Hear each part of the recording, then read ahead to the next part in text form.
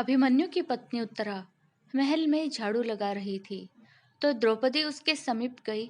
उसके सिर पर प्यार से हाथ फेरते हुए बोली, पुत्री, भविष्य में कभी तुम पर घोर से घोर विपत्ति भी आए तो कभी अपने किसी नाते रिश्तेदार की शरण में मत जाना, सीधे भगवान की शरण में जाना। उत्तरा हैरान होते हुए माता द्रौपदी को निहारते हुए कहती है कि आप ऐसा क्यों कह रही हैं माता। द्रौपदी कहती है, क्योंकि यह घटना, यह बात मेरे ऊपर बीत चुकी है। जब मेरे पांचों पति कौरवों के साथ जुआ खेल रहे थे, तो अपना सर्वस्व हारने के बाद मुझे भी दांव पर लगाकर हार गई। फिर कौरव पुत्रों ने भरी सभा में मेरा बहुत अपमान किया। मैंने सहायता के लिए अपने पतियों को पुकारा, मगर वो सभी अपना सर झुकाए बैठे रहे। पितामह भीष्म, द्रोण, धृतराष्ट्र सभी को मदद के लिए पुकारती रही, मगर किसी ने भी मेरी तरफ नहीं देखा। वह सभी आंखें झुकाए आंसू बहाते रहे। सबसे निराश होकर मैंने श्री कृष्ण को पुकारा कि आपके सिवाय मेरा और कोई भी नहीं है। तब श्री कृष्ण तुरंत आए और मेरी रक्षा की।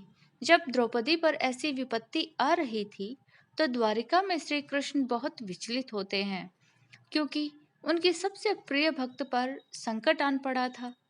रुक्मिणी जी उनसे उनके दुखी होने का कारण पूछती हैं, तो वे बताते हैं कि मेरी सबसे बड़ी भक्त को भरी सभा में नग्न किया जा रहा है।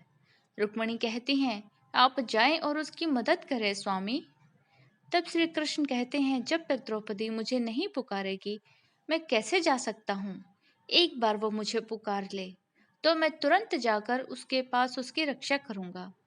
तुम्हें याद ही होगा, जब पांडवों ने राजसूय यज्ञ करवाया, तो शिशुपाल का वध करने के लिए मैंने अपनी उंगली पर चक्र को धारण किया। उससे मेरी उंगली कट गई थी। उस समय मेरी सभी पत्नियां वहीं थी। कोई वैद्य को बुलाने भागी तो कोई औषधि लेने चली गई, मगर उस समय मेरे इसी भक्त ने अपनी साड़ी का पल्लू फाड़ा और उसे मेरी उंगली पर बांध दिया। आज उसी कारण मुझे चुकाना है, लेकिन जब तक वो मुझे पुकारेगी नहीं, मैं नहीं जा सकता। अतः द्रौपदी ने जैसे ही भगवान कृष्ण को पुकारा, प्रभु तुरंत दौड़ गए। लोगों को पुकारना कहाँ आता है।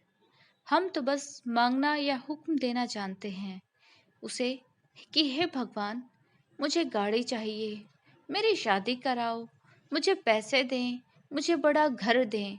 हो ही नहीं सकता कि भक्त पुकारे और भगवान ना सुने। हमारी पुकार ही गलत है। हमारी पुकार में हमारा घमंड झलकता है। द्रौपदी की तरह जब हम दोनों हाथ जोड़कर ईश्वर को याद करते हैं, तो तुरंत ईश्वर हमारी सच्ची पुकार सुनकर वहां उपस्थित हो